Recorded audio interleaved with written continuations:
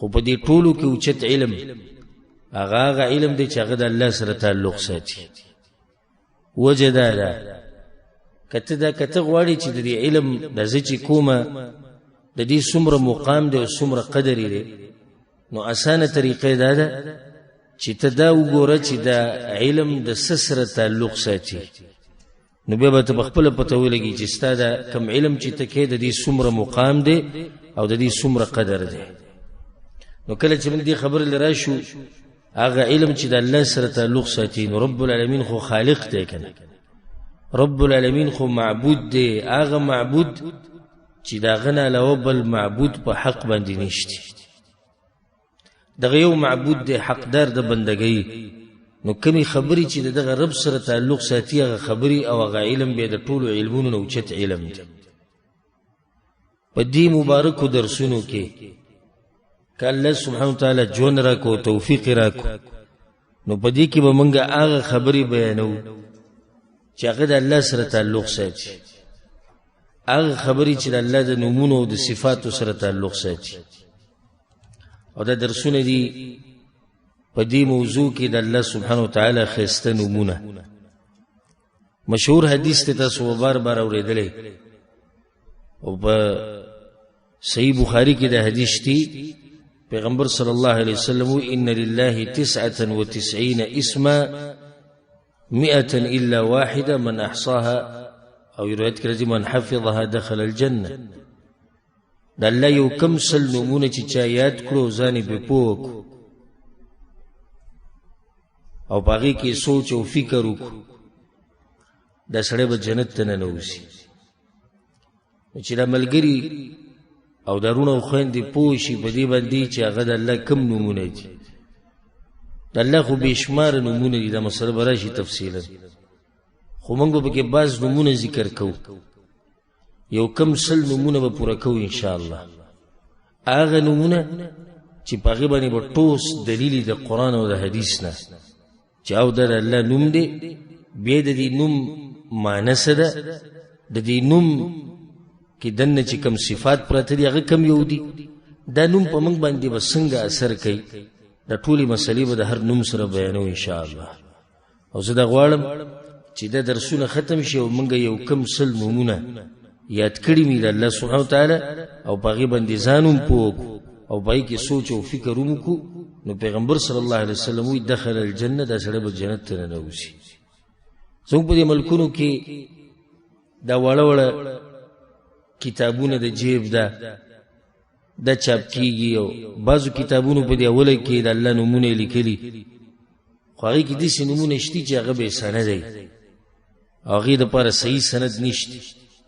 موږ چې به انشاءالله کوم نومونه ذکر کوو بتوفیق الله سبحانه وتعالی، هغه به هغه نومونه ذکر کوو چې هغه به مسند دي. مسند په معنی دی چې سند به لري، یا به په قرآن کې یا به په حدیث کې، او بیا به تا د هغې په معنی باندې هم پوه کوو.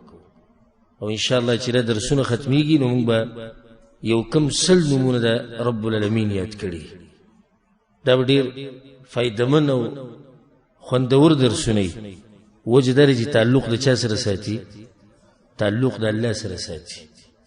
د چا په زړه کې چې معمولی ژوند ومي که نه، معمولی ژوند، دا خبره یاد ساتئ، د چا په زړه کې چې معمولی ژوند ومي او دی دا مني چې زما یو رب دی زه پیدا کړی یم او زما یو معبود دی زه د هغه بندګي کوم، نو دی په دې طلب کې چې زه دا رب وپېژنم چې دا څوک دی، لټون کوي اخر دا معبود څوک دی دا زه چې بندګي کوم. دا ما ورته اوس د ماسخوتن لمونځ وکړو، سجدې م پکې ولګولې، رکوګانې م وکړې، دعاګانې م پکې مونږ وغوښتې، تلاوتونه م وکړو، اخر دا رب څوک دی د کوم دپاره چې مونږ دا سجدې ولګولې؟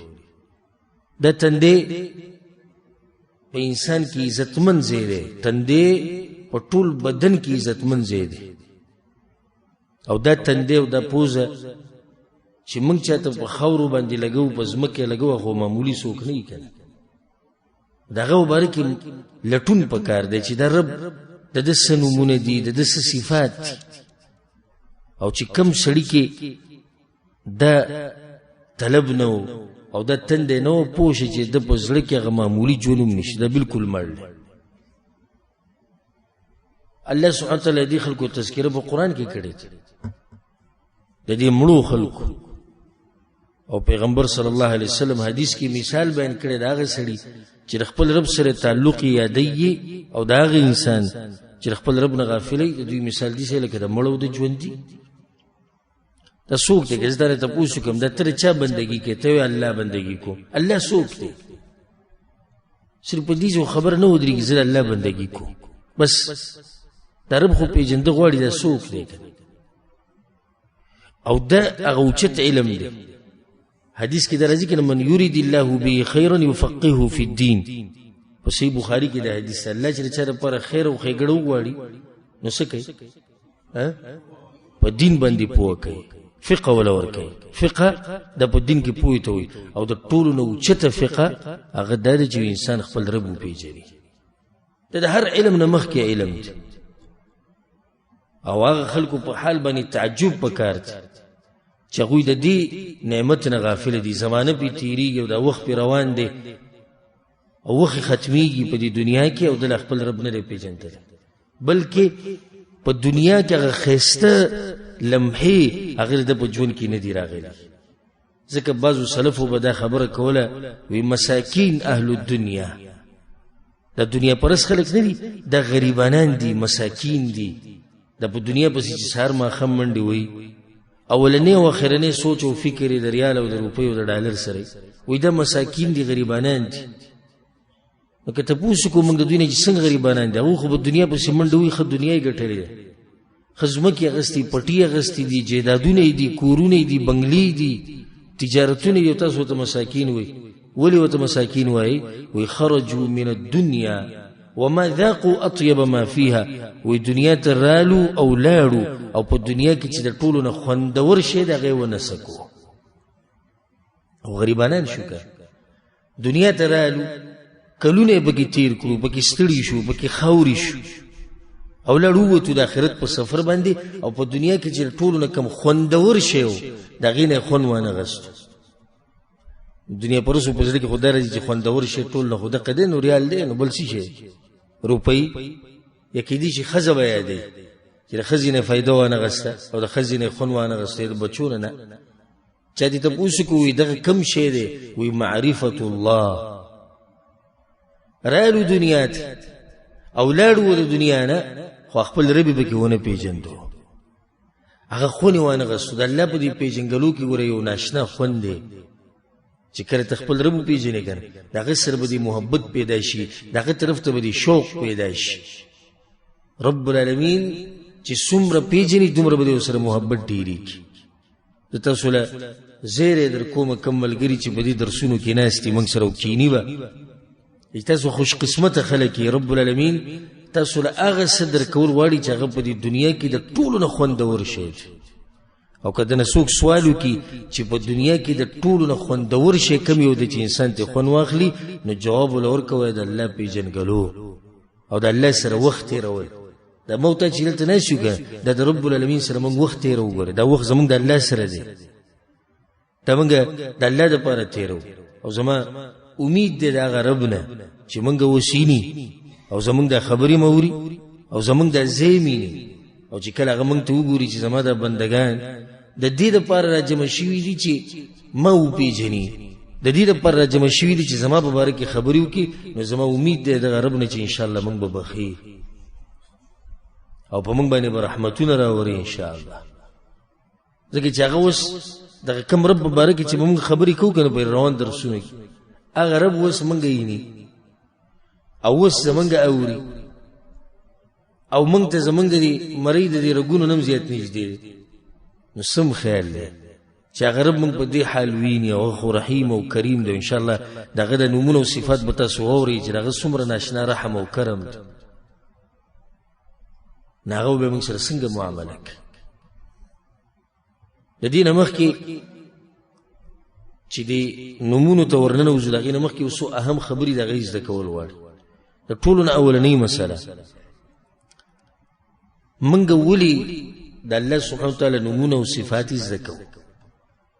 اولنۍ وجه ځکه چې دا په علمونو کې د ټولو نه اوچت علم دی، نو ځکه موږ یې زده کوو. بلکې رب العالمین موږ ته امر کړی دی په دې باندې. قرآن کې ځای په ځای الله په دې خبر باندې امر کړی دی موږ ته چې ما وپېژنئ. کوم ځای کې راغلي دي واوره.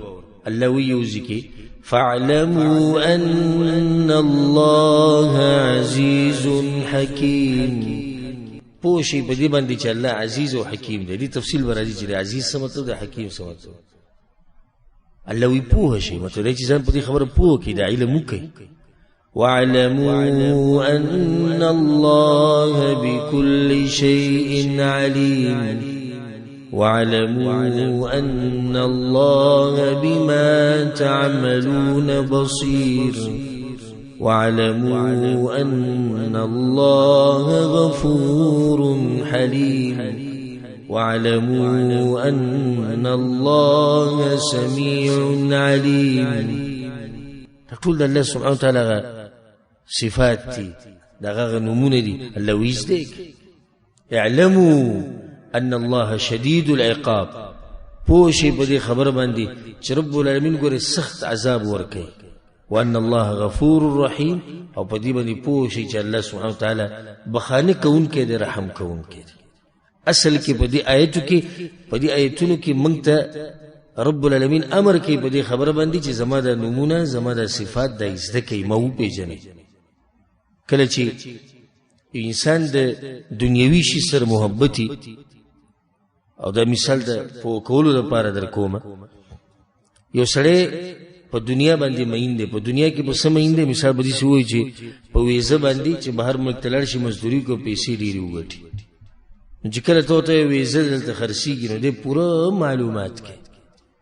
دا ویزه په څو ده او کپیلي څوک دی او کوم ځای کې به کار کوي او څومره مزدوري به کوي او څومره تنخواه به پوره معلومات کوي، ځکه چې د دنیا سره تعلق ساتي او د سړی په دنیا ډېر مین دی. بې دغه شان که بل څه دنیوي شی دی ورته ووایي ځمکه خرڅېږي یو ځای کې، هلې څوک داسې شته چې پټې سترګې به دا ځمکه والي، د هغې معلومات به کوي. دا په څو ده، دا څو میټره ده، کوم ځای کې ده، کوم ځای کې نه ده، وروسته به یې ریټ څنګه وي. دومره معلومات چې دی کوي، خو مین دی په دې مسله باندې.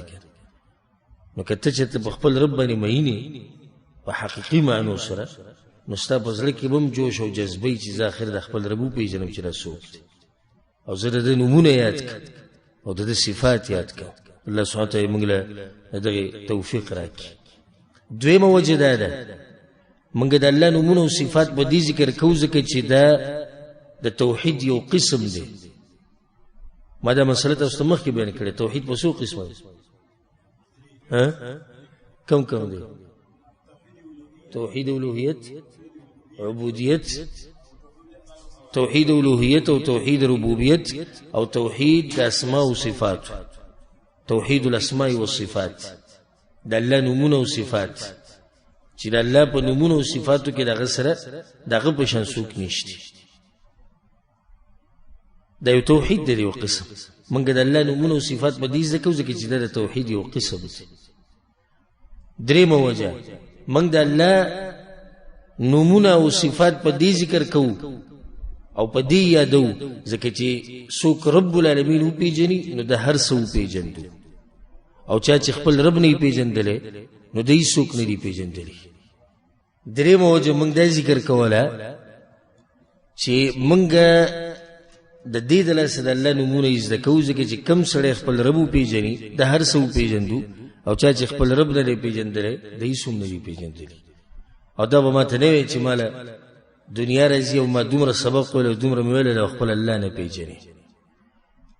څلورمه وجه موږ دا نومونه او دا صفات په دې زده کوو چې موږ ته الله سبحانه وتعالی جنت نصیب کړي. او موږ سره حدیث مخکې تیر شو، صحیح بخاري هغه حدیث من احصاها دخل الجنه. چا چې دا نومونه یاد کړو او زده کړو ځان به پوه کړو دا سړی به چېرته ځي؟ جنت ته به ځي. ما ورته چې دلته کینو او دا به یو څو درسونه کې به دا نومونه ختمېږي انشاءالله، او د یو څو درسونه د لږ وخت به تېرو د یو بل سره د الله په باره کې. نو د دې دپاره تېرو چې الله سبحانه وتعالی موږ له په آخرت کې جنت راکړي. نو که تاسو کې د چام د جنت شوق او د هر مؤمن د جنت شوق او دا غواړي چې الله ما جنت ته بوزي، نو کوشش کوي چې دا قسم درسونه د یادوي، لیکي، عمل پې کوي او نورو ته